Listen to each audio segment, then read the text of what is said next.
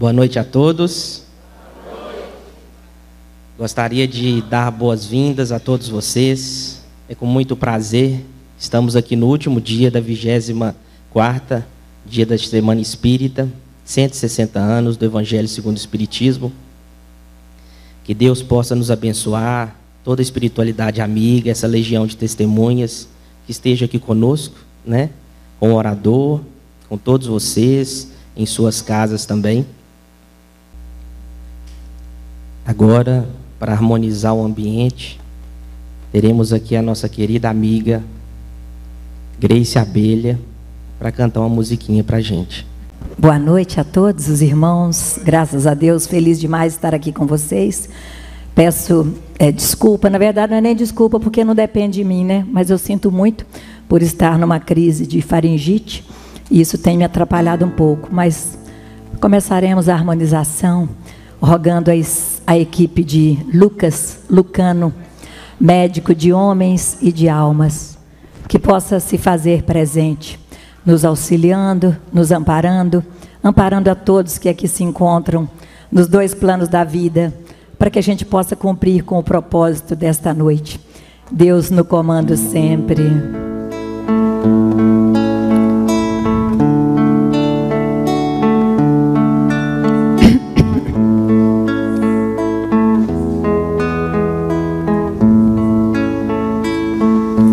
Desde tenra idade, ele era em verdade um menino feliz, pois tinha aceitado nosso mestre amado com tal devoção.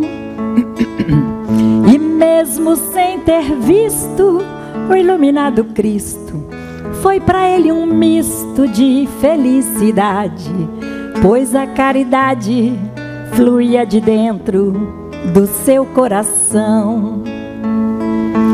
Saía à procura dos necessitados para ajudar. Foi curar as febres em todo casebre que pôde encontrar. E em cada leito orava satisfeito por aquele irmão. Com rogos tão profundos, pobres moribundos tinham salvação. E por onde andava, o povo aclamava, chamando de santo. E em cada canto onde se encontrava, falava em Jesus. Enxugava o pranto com seu meigo encanto, lendo o Evangelho. E quanto mais velho, mais resplandecia sua divina luz. E hoje em qualquer templo, seu divino exemplo é missão do porvir, pois sua presença faz qualquer doença deixar de existir. Um anjo tão terreno, de olhar sereno e aura sideral, que chegou do espaço, vindo do regaço do Pai Celestial. O éter que exala quando está na sala em sessão de cura, é algo tão divino, é o plasma cristalino de alma tão pura. É o permanente açude vertendo saúde com palavras calmas. É Lucas, é Lucano, médico de homens e de almas.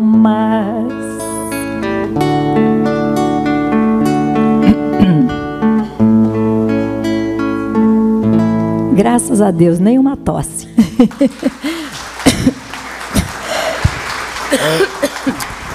Isso aí. Muito obrigado, Abelha. Amém. Sua música sempre nos encanta muito. Amém, obrigada. Chamamos aqui à frente agora, para fazer a prece inicial, o Ricardo, do Instituto José de Arimateia.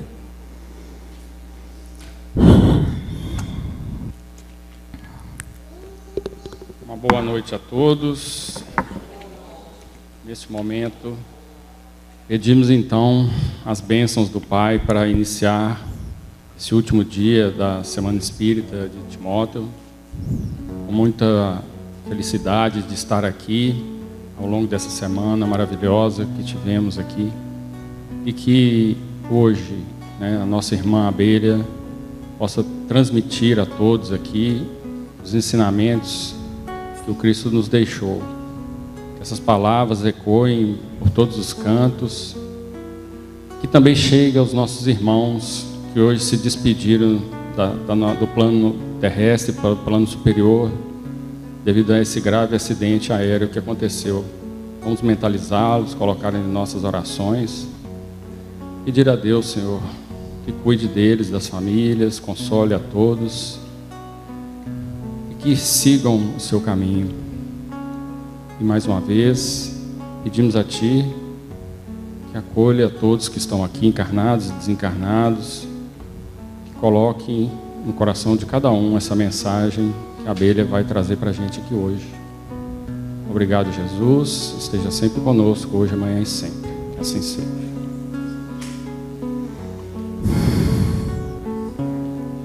Obrigado, Ricardo. Agora teremos como oradora a Grace Abelha do Ponto de Luz, que terá como tema as bem-aventuranças na visão espírita.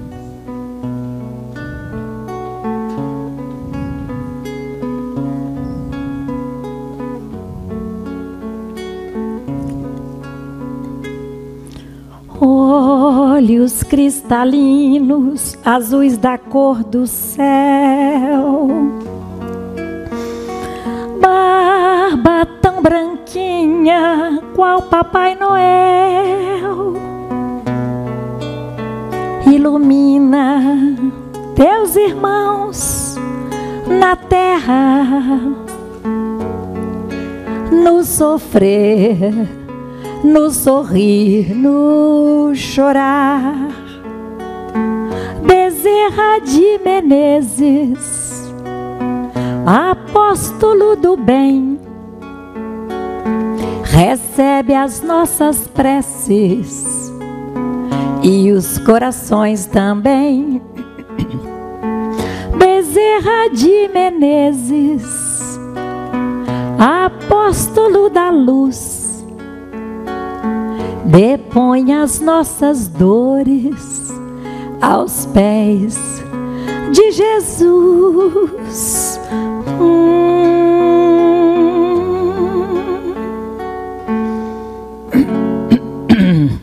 E assim, meus irmãos, são quantas horas, Raulzinho? Só para eu poder me organizar. 8h10, tá. Então, para que a gente possa iniciar, nós temos que agradecer, né, meu bem?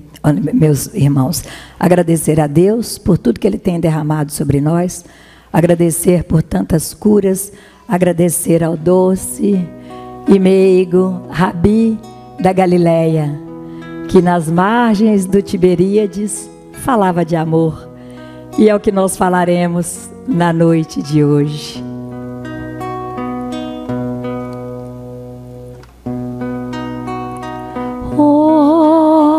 Rabi da Galileia, na mansidão do seu olhar, eu canto, eu amo, me acalmo, eu vivo. Oh, Rabi, celeste amigo, nas margens do Tiberíades falastes de amor. Eu canto, eu amo, me acalmo, eu vivo. Brilha no céu como estrela, luz para todo o caminho. Brilha na terra e no meu coração, brilha você em mim, em forma de canção.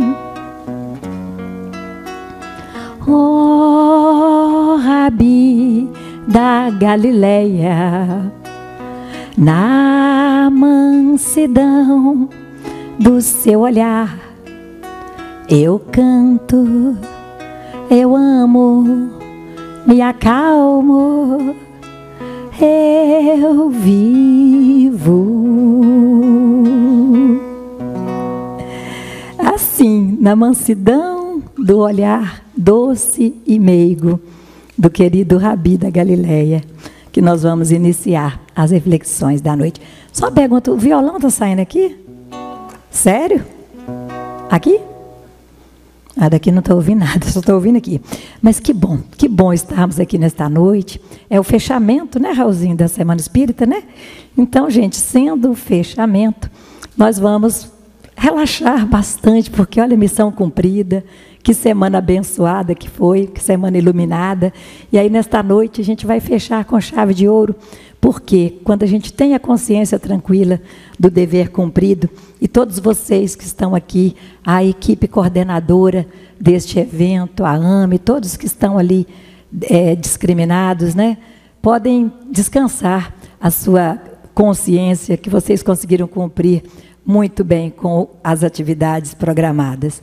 E aí, como é sexta-feira, hoje é sexta-feira, nós vamos de forma muito leve fazer estas reflexões das bem-aventuranças, para que a gente possa realmente levar esta mensagem para a nossa casa, pensarmos a respeito, internalizarmos e ver a possibilidade de começarmos o mais rápido possível, colocar em prática.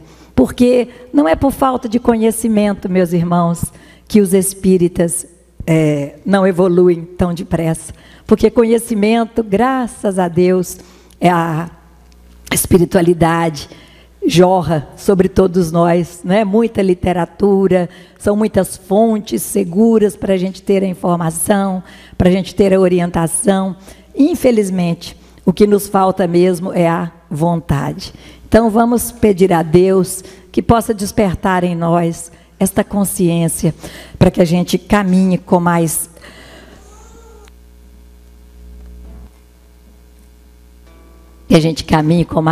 segurança, fazendo melhores escolhas, não nos equivocando tanto nas nossas decisões, não é mesmo? E assim, plantando a boa semente, certamente estaremos a colher bons frutos. Então, as bem-aventuranças na visão espírita, assim do nada, até parece que algo acontece com a gente do nada. Eu abri num livro e eu falei, meu Deus, eu estava até anteontem sem ter montado a palestra, né? Porque eu tenho 5 netos e estavam os 5 de férias aqui em casa. E foi assim uma loucura, né? O meu mês de julho foi uma loucura. Depois teve a pomada do vovô Pedro no final de semana e eu não tive assim a menor condição mesmo de pegar nada. E quando foi anteontem, eu abri esse livro aqui, olha, do nada. Gente, do nada. Olha lá, Cartas e Crônicas. Então, por acaso, eu abri exatamente na lição 39, que fala da versão moderna das bem-aventuranças. E eu vou compartilhar aqui com vocês. Humberto, será que se tirar aquela luz ali, alguma coisa melhora lá? Porque eu acho que eu não vou conseguir ler do jeito que está. Está muito claro, não está não? Está não, né? Talvez seja essa aqui, Ricardo, olha, não. Ali, ó, para ver se melhora um pouco ali, ó. Porque ela não dá nem para ler aqui direito, está vendo? Aí, melhorou, já melhorou. Aí.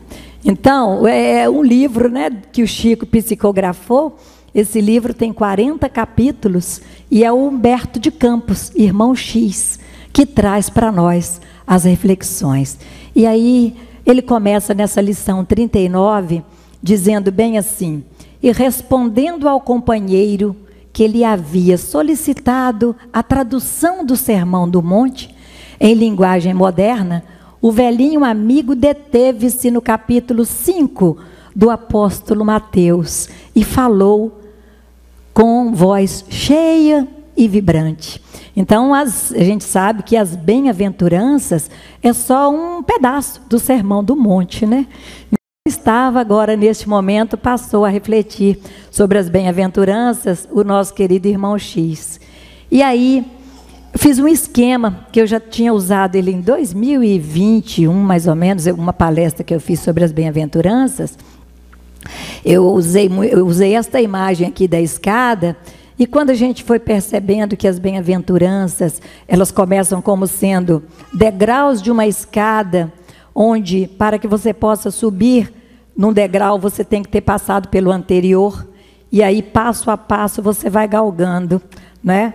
Se nós considerarmos a forma como Kardec nos trouxe, lá no Livro dos Espíritos, explicando bem sobre a classificação dos espíritos, né? As classes dos espíritos, ele colocou lá as ordens, os espíritos imperfeitos, né? Os espíritos imperfeitos, e os espíritos bons, os espíritos puros, e colocou as classes dos pseudos sábios, dos batedores, dos espíritos mais evoluídos, enfim, tudo em degraus.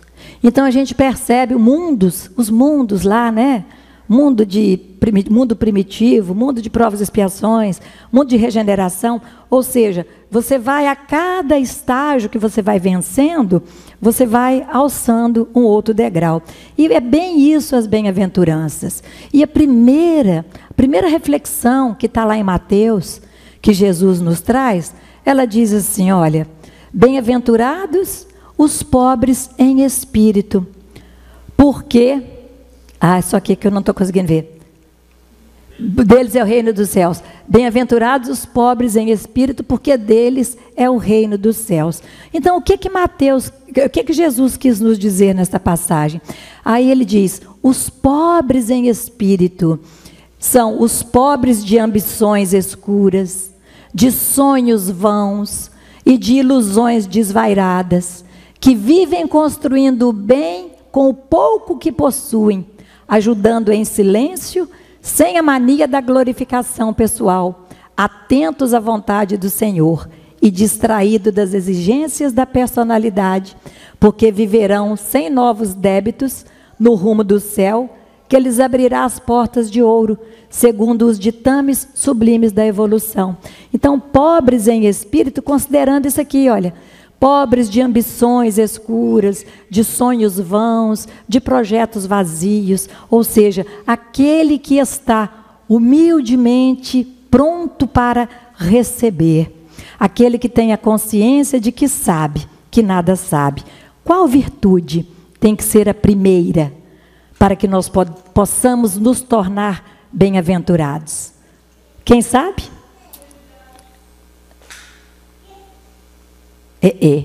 Ganhou uma estrelinha, olha lá, humildade. Então, realmente, por quê? Porque sem humildade, nós não conseguiremos chegar nas outras. Querem ver? Até a próxima.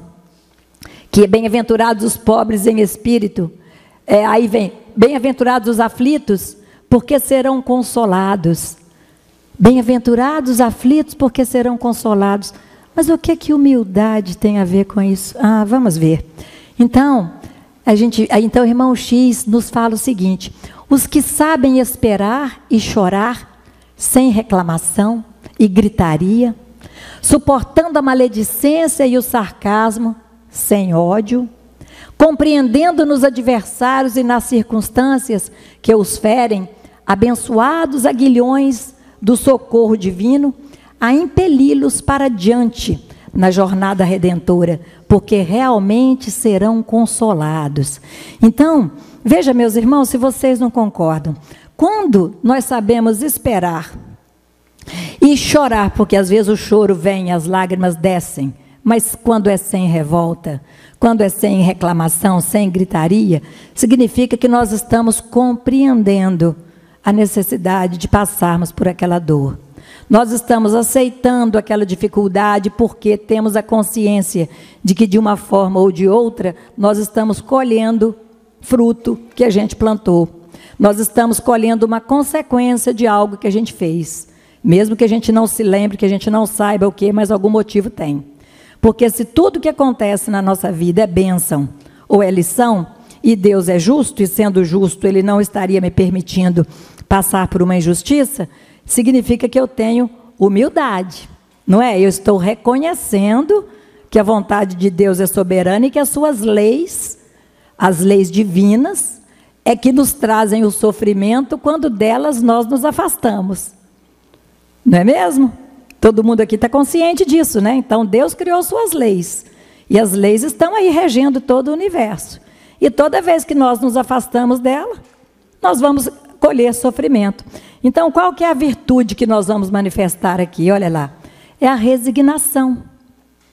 Por que a resignação? Porque quando a gente sofre com resignação, está lá no Evangelho, o bem e o mal sofrer, no capítulo 5. Não é assim?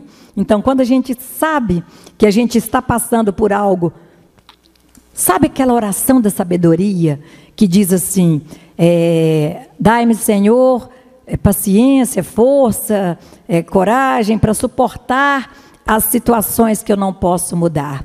Dai-me, como é que é? Dai-me força e coragem para mudar aquelas que eu posso mudar. E dai-me sabedoria para distinguir uma da outra. Então, quando você está passando por uma situação que você não tem como mudar, de que adianta você gritar, dar murro no armário, chutar a porta? Não adianta nada. Se é uma situação que é quando igual o leite derramado, né?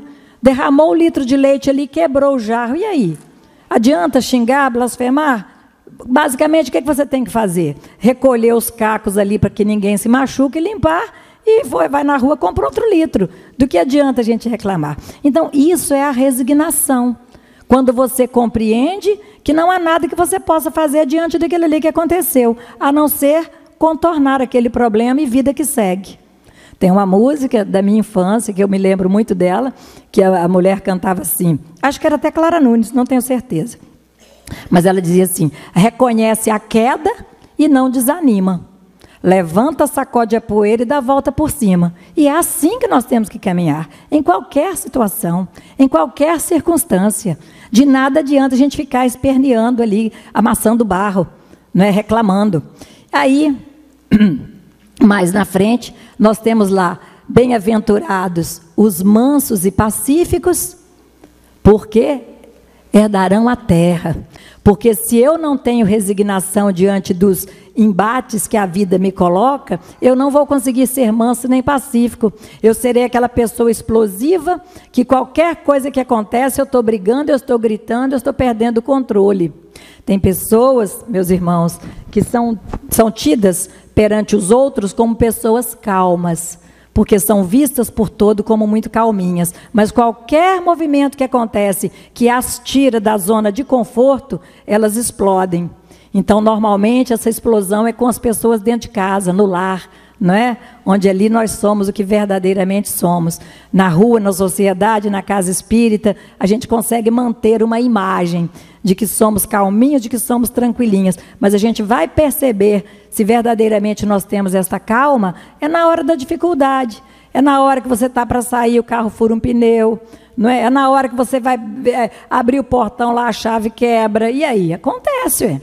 E o que adianta você xingar, você blasfemar? Muitas pessoas não se observam e nem se reconhecem como sendo pessoas que têm um desequilíbrio emocional muito grande e que não estão a cuidar disso aí. Porque o autoconhecimento é que nos possibilita a transformação, a nossa renovação moral.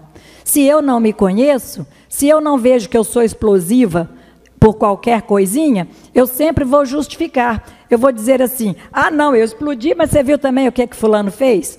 Então eu estarei sempre terceirizando o meu desequilíbrio, o meu descontrole. Então como que eu posso ser um bem-aventurado se eu não tenho humildade, se eu não tenho resignação e se eu não tenho mansuetude? Mansuetude diante da adversidade. Porque mansuetude, quando está tudo bem, ó bênção, ó glória. Né? Nós estamos aqui agora, por exemplo, entre irmãos. Né? Um sentimento de fraternidade, assim, a egrégora desse ambiente aqui está simplesmente maravilhosa. Aqui. Mas onde que nós temos que demonstrar nossa mansuetude? É na fila do supermercado que a menina do caixa está demorando, é na padaria que o balconista está demorando te atender, não é? É no posto de gasolina que o frentista está ali fazendo hora e não te atende. Não é assim? É no estacionamento que você vai parar, o outro vem e toma a sua vaga. Ah, desculpa. Eu esqueci que eu estou falando para espírito de luz. Todo mundo aqui que perde uma vaga no shopping fala assim: ô, meu irmão, fique em paz com essa vaga aí, eu estava guardando para você, né? Ou a gente chama ele do infeliz da costela oca e da vontade de torcer o pescocinho. Não é assim? Então, nestes pequenos detalhes é que nós vamos nos percebendo como pessoas que estão realmente no caminho de se prepararem para serem bem-aventurados. Percebe que nós precisamos ter humildade, ter resignação e mansuetude? E aí traz para nós mais uma bem-aventurança, quando ele diz: bem-aventurados os que têm fome e sede de justiça, porque serão saciados. Ah, peraí, tem que voltar aqui. Desculpa, mas é algo que eu não posso deixar de falar. Os mansos e pacíficos, porque herdarão a terra. Só um detalhezinho. É muito comum nós abordarmos herdarão a terra como o planeta Terra, que vai se tornar um planeta em regeneração, porque está em transição planetária e vai ser um mundo melhor. É assim? Essa é a passagem mais fácil. Agora, quando nós considerarmos a terra como a terra do nosso coração, dos nossos sentimentos, quando nós considerarmos que quando eu estou possuída pela raiva, quando eu estou possuída pelo ciúme, pela ira, pela inveja, eu não estou dominando a terra do meu coração, eu estou sendo dominada. Quando alguém faz alguma coisa comigo e eu fico com ódio, eu não estou dominando a terra do meu coração. Então, que nós possamos entender a mansuetude justamente como estas situações em que o outro que se apresenta como nosso adversário está exatamente colocando em xeque se o que eu falo, eu estou verdadeiramente praticando. E aí, os que têm fome e sede de justiça, ele diz: aguardando o pronunciamento do Senhor, através dos acontecimentos inelutáveis da vida, sem querelas nos tribunais e sem papelórios perturbadores, que somente aprofundam as chagas da aflição e aniquilam o tempo, trabalhando e aprendendo, sempre com os ensinamentos vivos do mundo, porque efetivamente um dia serão fartos. Então tem fome e sede de justiça, porque serão saciados. Será que com a justiça dos homens, com estes homens tão corrompidos, tão corruptos, né, tão insensíveis diante das necessidades da humanidade, estes que pensam somente em si mesmos, estes infelizes que chegando ao poder acabam usurpando o direito do povo humilde, do povo trabalhador, do povo que sofre, que luta, será que estes grandes administradores, estes grandes governantes vão ficar impunes diante de tanta maldade que fazem com a humanidade? Aquele que desvia o dinheiro da merenda em benefício próprio, aquele que corta da saúde, que deixa as pessoas, né, a comunidade sem hospitais, sem médico. Vocês acreditam mesmo, meus irmãos, que estes seres, eles permanecerão impunes diante da lei de Deus? Mas o que é importante? É nós sabermos que um dia a justiça se fará. Talvez não a dos homens, porque a dos homens, como ela é feita por homens, ela é falha. E nem sempre os homens são fiéis às suas leis. Muitas vezes os homens não respeitam nem a Constituição, vão respeitar o quê? Então eles fazem as leis, mas eles mesmos infringem estas leis. Mas a lei de Deus, ela permite ser violada, não é? Impunemente? Ou quando você a viola, você tem que pagar com o seu sofrimento e com aquela experiência dolorosa que poderia ter sido evitada. Então, é a fé.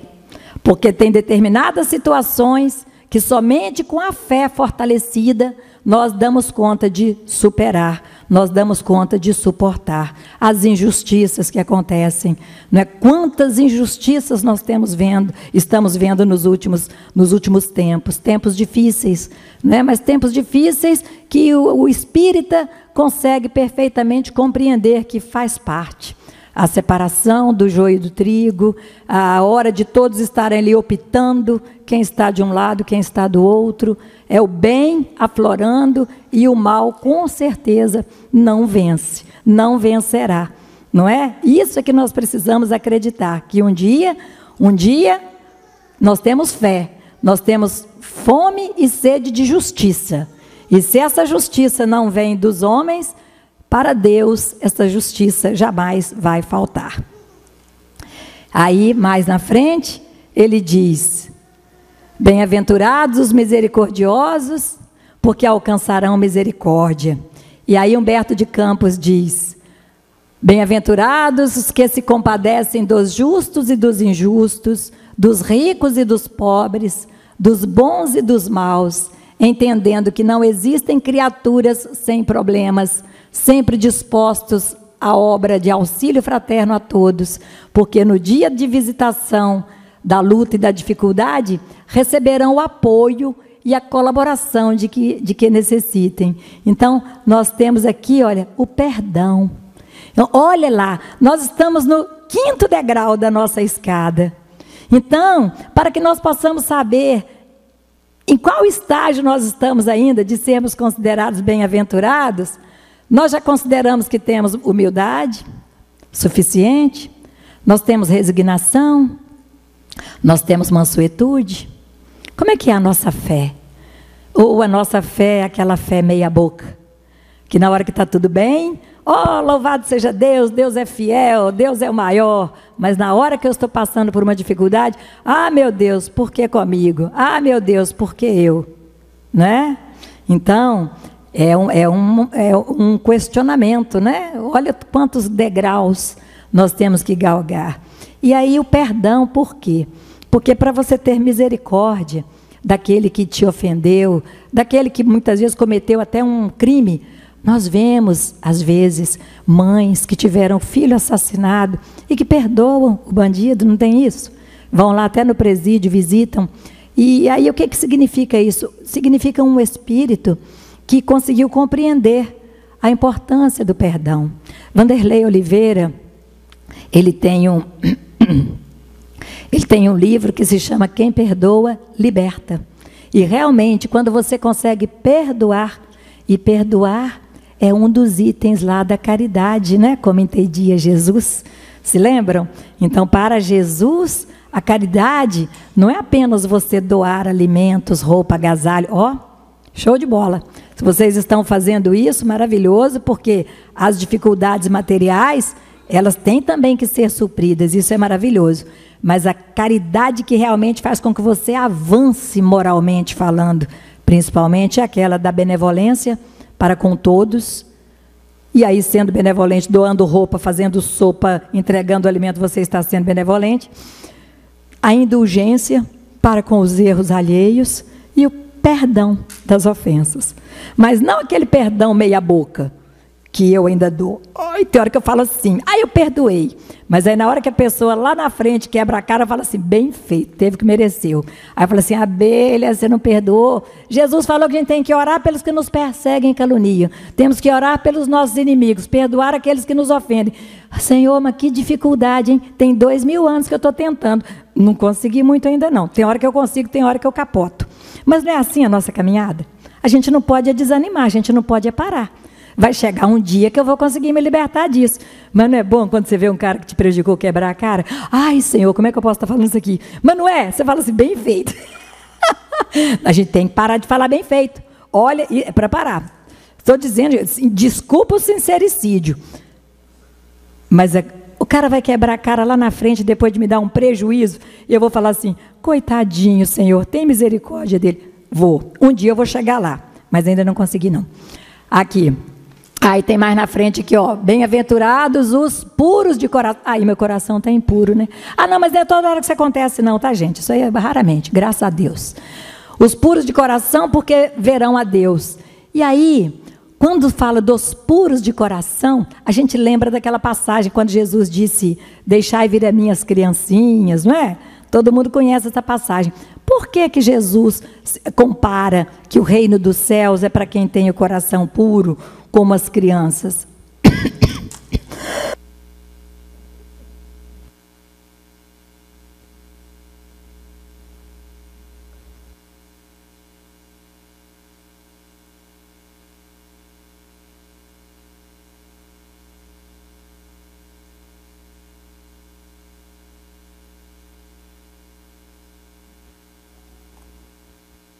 E por que Jesus compara? Porque a criança é uma coisa impressionante, linda, né?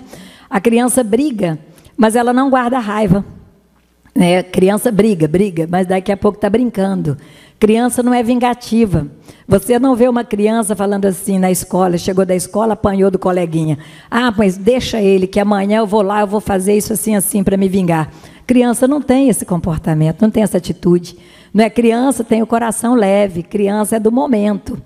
Então, ele nos comparou, ele disse sobre a questão de ser do o reino dos céus, ser das crianças, porque nós temos que ter puro o coração nesse sentido, de não sermos vingativos, né, de não sermos pessoas que ficam ali implicando, falando mal, até porque com a maturidade que nós vamos adquirindo, nós vamos tendo mais responsabilidade com relação aos nossos atos, aos nossos pensamentos, aos nossos sentimentos.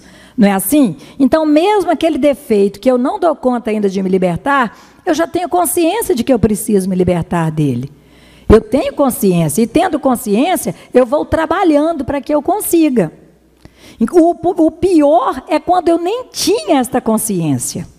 E nos nossos estudos da terça-feira, na terça-feira mesmo agora, a gente falou, uma pessoa lá questionou, que ela falou assim, mas e quando a gente descobre o tanto que a gente errou, o tanto de coisa errada, tanto de escolhas equivocadas, como é que eu vou fazer? Eu falei, olha, graças a Deus que agora você já considera errado o que você fez. Porque quando você fez, você não achava nem que estava errado. Então, a quem muito é dado, muito será cobrado. Se ela não teve este conhecimento no passado, como que Deus vai ter o mesmo peso na cobrança dela? Não vai, porque ela não sabia. Tem pessoas que falam assim, mas eu fiz um aborto, eu não tinha nem ideia, né, da gravidade que era praticar um aborto. Mas ela vai entrar na culpa e no remorso, e aí estagnar, paralisar a sua caminhada evolutiva? Ou ela vai simplesmente com arrependimento buscar oportunidades de se redimir? Falo sempre dos dois exemplos que nós temos, de Paulo, um dos maiores perseguidores dos cristãos, Saulo, né? Que na entrada de Damasco, quando ele estava indo à procura de Ananias para matá-lo, que Jesus aparece para ele, e ele fica cego, e é o próprio Ananias que foi curar os seus olhos, e aí Jesus diz para ele, Saulo, Saulo, por que me persegues? E aí, com aquela visão esplendorosa, ele simplesmente diz, Senhor, que queres que eu faça? Ele poderia ter falado 1000 coisas ali, Senhor, eu não tenho jeito, né? Eu sou um pau torto, vou morrer torto, porque já matei muitos cristãos, estou perseguindo os cristãos, mas não. Ele começou a partir dali a sua jornada, desbravando aquela região, levando o evangelho. Mas temos o outro exemplo de Judas, que não deu conta de lidar com a culpa por ter entregado Jesus da forma como foi. E o que ele fez? Suicidou. Então a culpa, meus irmãos, nos paralisa. O remorso nos paralisa, sem contar que são sentimentos muito bons que os obsessores adoram. Porque você baixa o seu padrão vibratório, quando você está nesta vibração ali da culpa, do remorso e tudo, você está se sentindo deprimido, eles adoram, porque aí as suas proteções naturais que você teria ali com as suas companhias espirituais, elas caem e eles vão ter acesso à sua casa mental justamente porque você deixou uma porta aberta. E quando você está arrependido e resolvendo fazer o trabalho redentor para que você possa se redimir deste erro, então você consegue. E aí, como eu tinha falado do aborto, a pessoa faz um aborto, não sabia nem que não devia, mas o que ela pode fazer agora? Ela pode assumir, não que ela vá adotar uma criança, que às vezes a vida dela não permite isso, mas ela pode auxiliar numa creche, ela pode auxiliar numa instituição que dá assistência para crianças, não pode? Ela pode muito bem rever isso aí, porque quando Jesus falou que o amor cobre a multidão dos pecados, mesmo que ela tenha, e voltará, para se redimir dessa questão do aborto, mas ela terá a sua pena minimizada, porque ela procurou fazer todo o bem a partir do momento que ela percebeu que ela havia infringido uma lei de Deus e que ela estava em erro. Então, a todos é dada a oportunidade. E aí depois diz, Então, bem-aventurados os que projetam a claridade de seus intentos puros sobre todas as situações e sobre todas as coisas, porque encontrarão a parte melhor da vida em todos os lugares, conseguindo penetrar a grandeza dos propósitos divinos. E aí, a espontaneidade. Então, você vê o tanto que criança, né? Ah lá, os puros de coração, o tanto que a criança se alegra com tão pouca coisa, não é? A criança está ali chorando, você vai, faz uma brincadeira, a criança espontaneamente já está ali de braços abertos, já está sorrindo, já está brincando. Espontaneidade. Agora nós não. Nós somos rabugentos, rancorosos, né? A gente fica ali lembrando o que o outro fez, a gente fica ali maldizendo, a gente fala assim, eu perdoei fulano, mas o que ele fez comigo, ou seja, perdoei nada, porque eu estou aproveitando ali para fazer uma maledicência. Eu estou levando para o outro um defeito da pessoa. Então, eu estou usando como pretexto falar que eu perdoei para poder falar mal do outro. Ah, não, Abelha, eu não sou assim, não. Desculpa, gente, aqui só tem speed luz, né? Estou falando por mim. Porque, assim, nós temos estes erros e a gente, às vezes, nem percebe. A gente nem percebe. Quer ver? Quando ele fala aqui, encontrarão a parte melhor da vida. Aquelas pessoas que só reclamam da vida. Que coisa pior do que você estar ao lado dessas pessoas? Que peso, né? Que mala sem alça para você carregar? É ou não é? Você vai na casa de alguém, você fala assim, ai meu Deus, eu tenho que ir na casa da fulana, mas pelo amor de Deus, eu chego lá e ela só reclama. Desde a hora que chega até a hora que eu saio é só problema. E aquelas pessoas que têm mania de falar de doença? Misericórdia, né?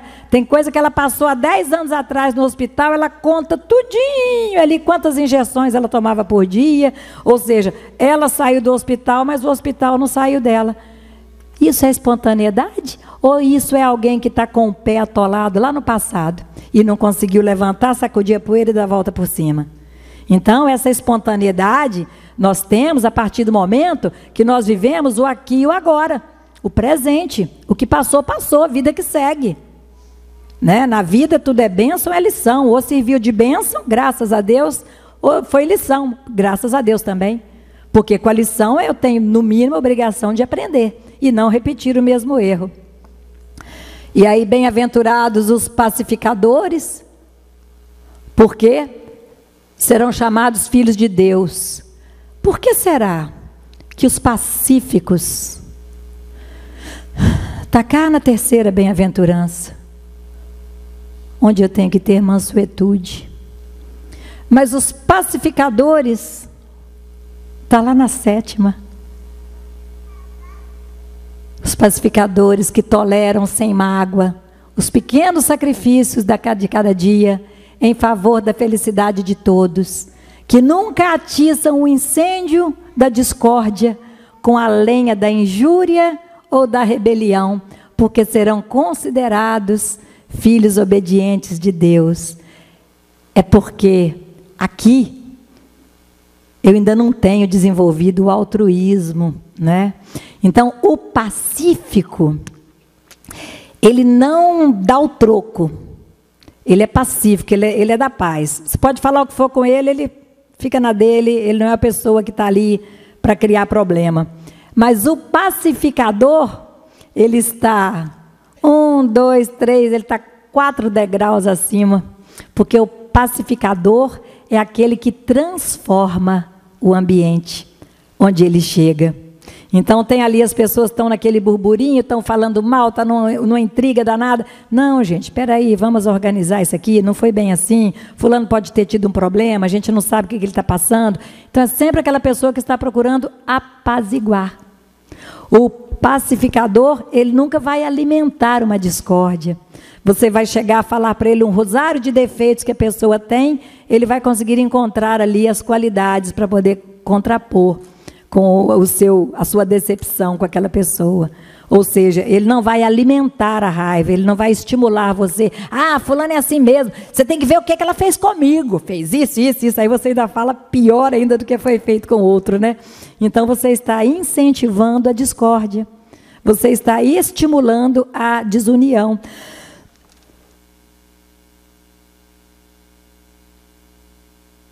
Será que na casa espírita nós temos alguém que age desse jeito?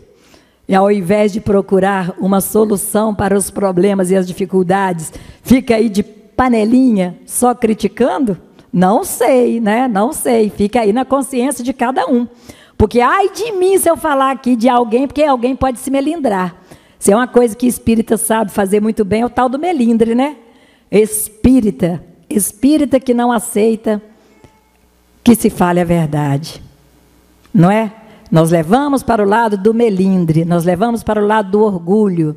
Então, é complicado. Mas aí a gente vê onde a gente quer chegar. E aí, depois nós temos a 8ª bem-aventurança. Padecem perseguição por amor da justiça.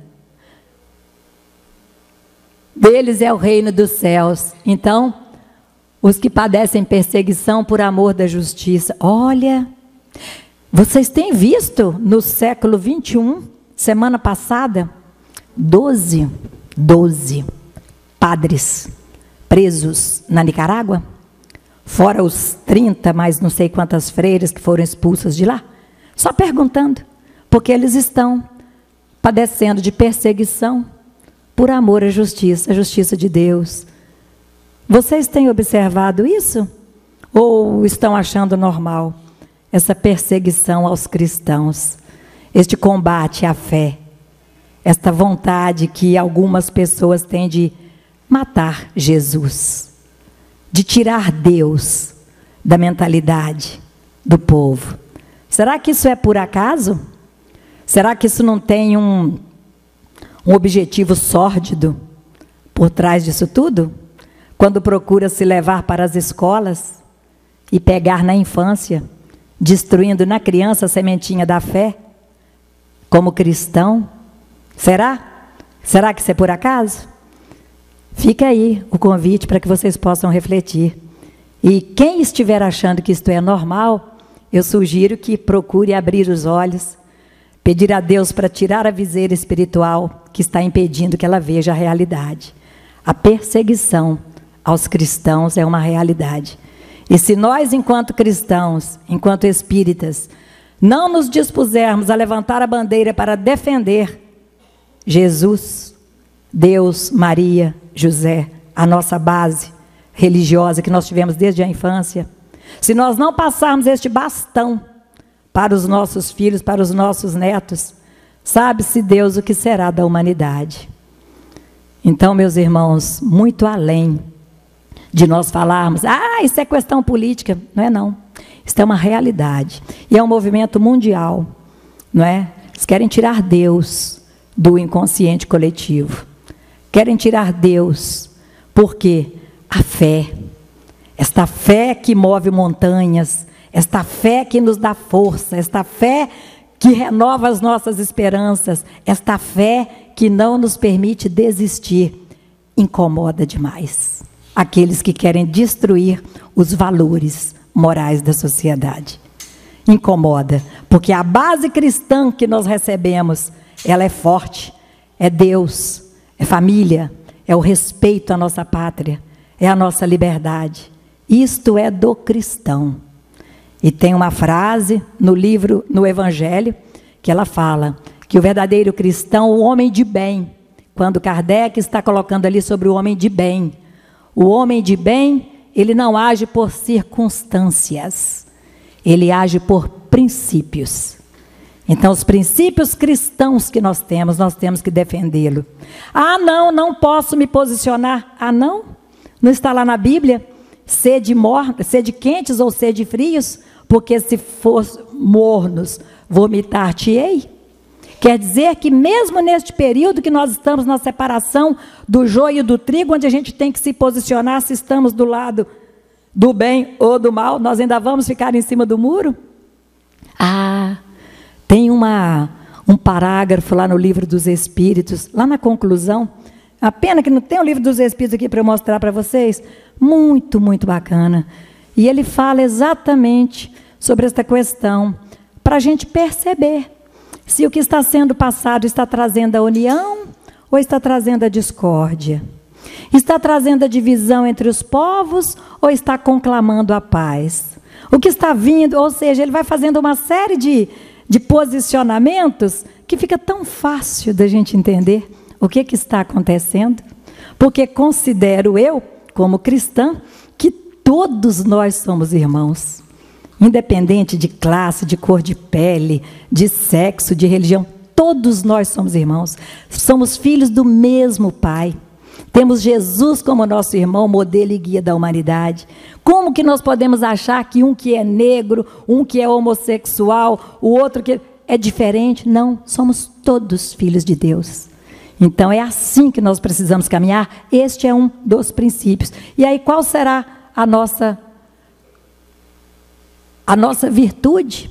Será: todos os que forem dilacerados e contundidos pela mentira e pela calúnia, por amor ao ministério santificante do Cristo, fustigados diariamente pela reação das trevas, mas agindo valorosos com paciência, firmeza e bondade pela vitória do Senhor, porque se candidatam desse modo à coroa triunfante dos profetas celestiais e do próprio Mestre, que não encontrou entre os homens senão a cruz pesada antes da gloriosa ressurreição.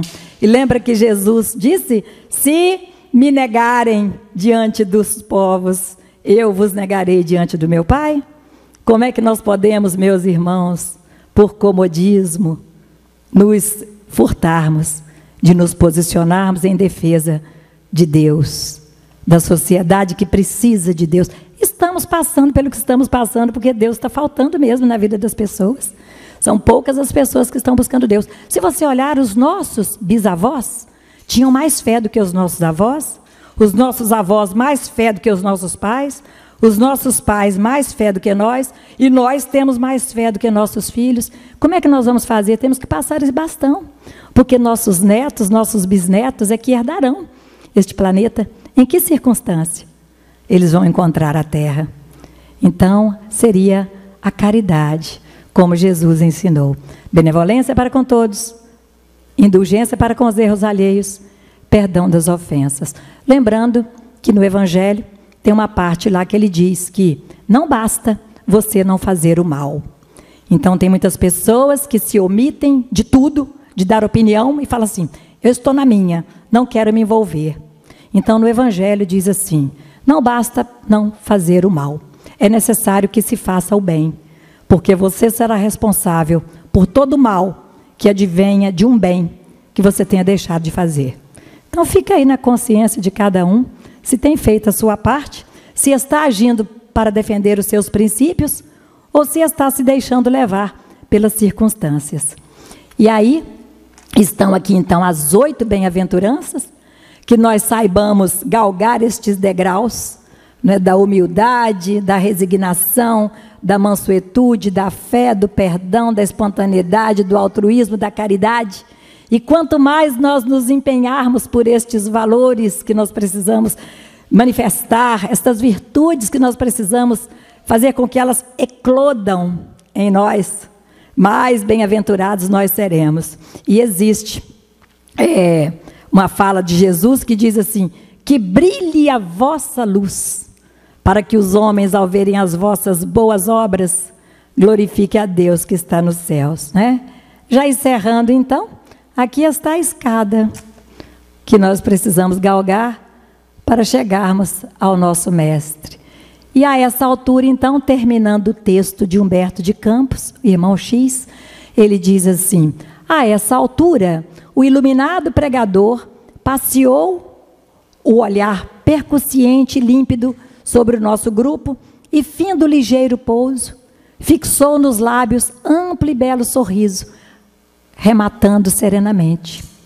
E ele disse: rejubilem-se cada vez mais quantos estiverem nessas condições, porque hoje e amanhã são bem-aventurados na terra e nos céus. Em seguida, retomou o passo leve para a frente, deixando-nos na estranha quietude e na indagação oculta de quem se dispõe a pensar. Então, se hoje o que nós trouxemos aqui como reflexão incomodou, graças a Deus, que eu vou ficar muito triste o dia que eu trouxer alguma reflexão e ninguém se incomodou. Aquele ali não mexeu com ninguém. Então, se alguém se sentiu incomodado, maravilha. Pensem o que vocês vão fazer com isso, porque eu sou responsável pelo que eu falo, mas eu não sou responsável pelo que você sente com o que eu falo. Então, que cada qual consulte a sua consciência e veja se está no caminho de se tornar verdadeiramente um bem-aventurado. Então, que a paz do Cristo esteja conosco. Eu vou cantar para encerrar. Pode, Raulzinho? Uma música que vocês vão entender. Tomara que eu consiga. Porque do jeito que está a faringite, eu não sei se eu vou dar conta. Mas uma música do Tim, sabe?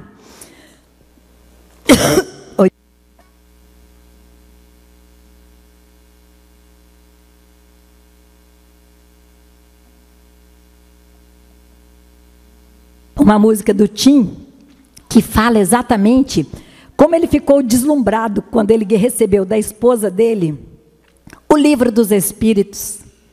E aí, quando ele leu este livro, ele fez esta música em homenagem. Acho que foi nos 150 anos do livro dos Espíritos. Tenho quase certeza que foi isso. Talvez o Afonso saiba. Aprendiz, não foi? Justamente 150 anos, né? Então, gente, essa música, ela é maravilhosa. E eu tenho certeza que nós vamos encerrar esta Semana Espírita com todo este entusiasmo e esta gratidão que essa doutrina nos trouxe à nossa vida. Gratidão pelo que ela nos proporciona de conhecimento, de clareza, de entendimento da realidade. E que nós possamos usar estas ferramentas para estarmos cada vez mais próximos do propósito de Deus para a nossa vida. Ô, gente, está saindo violão aí mesmo? Jura? Espera aí.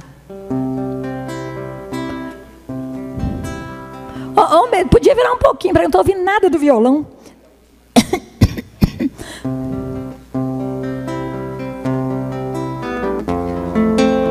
Ah, melhorou. Obrigada.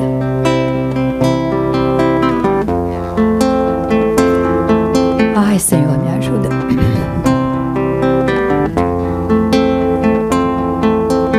Como alguém que encontrasse a luz, depois de andar e andar procurando o caminho.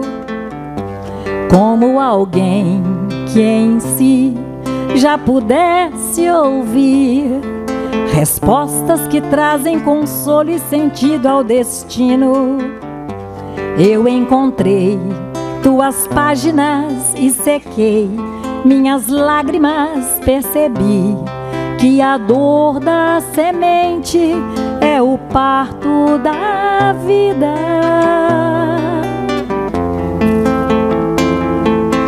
Como alguém que já quer seguir os passos do Mestre com fé e razão conscientes. Como alguém que em si já soubesse ouvir as vozes dos seres que habitam o espaço infinito. Eu encontrei tuas páginas e sequei minhas lágrimas, percebi que a dor da semente é o parto da vida. Minha dor me trouxe aqui para entender a flor que brota em mim. Meu amor é aprendiz de um bem maior. Que seja assim neste vai e vem. Sei que voltarei para cuidar da flor, para acalmar a dor e ser feliz.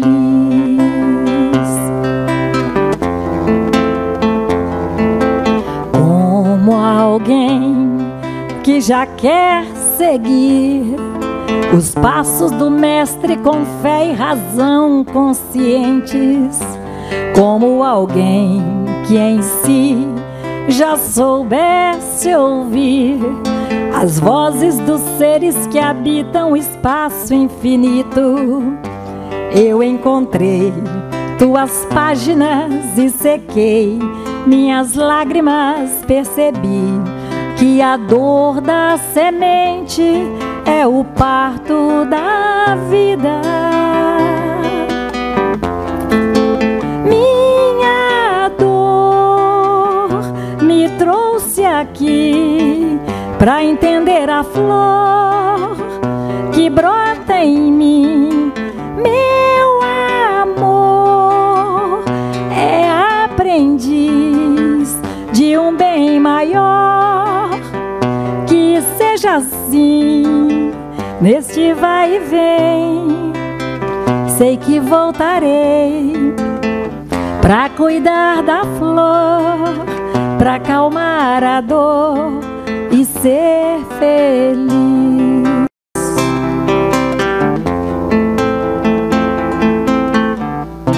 Então, neste vai e vem, nestas reencarnações, nestas idas e vindas, não é?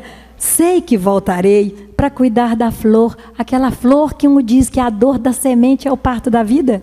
Então, quando nós estamos no sofrimento ali, passando por aquela dor que parece não ter fim, mas nós aprendemos com ela, nós aceitamos e nós pedimos: Senhor, me mostra o que eu preciso fazer para me libertar, para não ter que passar mais por estas provas. Então nós vencemos, meus irmãos, nós nos fortalecemos. E aí, só lembrando que neste final de semana na Pomada Vovô Pedro, nós estivemos lá com o Ellerson Santos, né? E ele é do projeto Fraternidade Sem Fronteiras.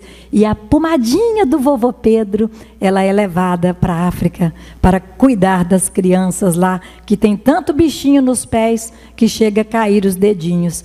E a pomada do Vovô Pedro tem curado muitas crianças na África, mostrando que nós, espíritas, somos sem fronteiras. Não existe divisão. Jesus nos abençoe. Muito obrigada.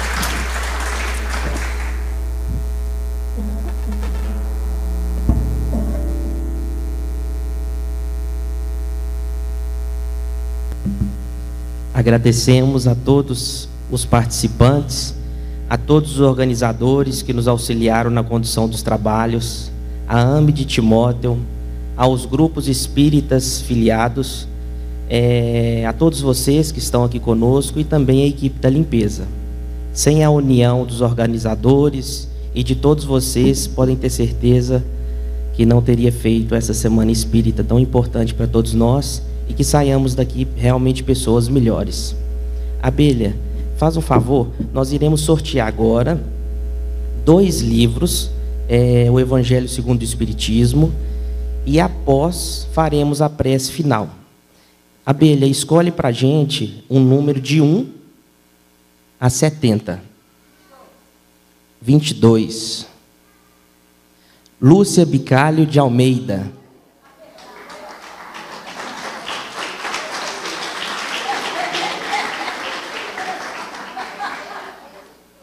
A ganhadora do livro.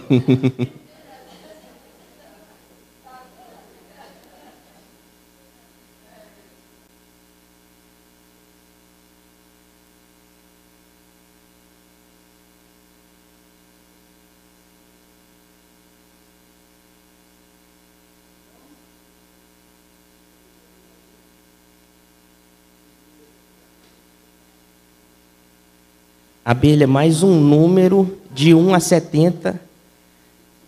Isto. 63. Luiz Duarte Lage.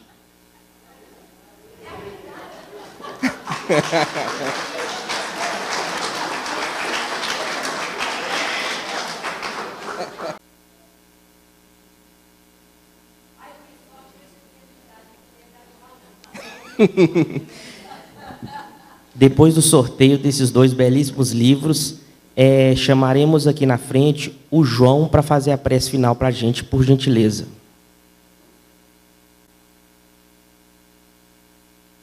Com pensamento elevado a Jesus.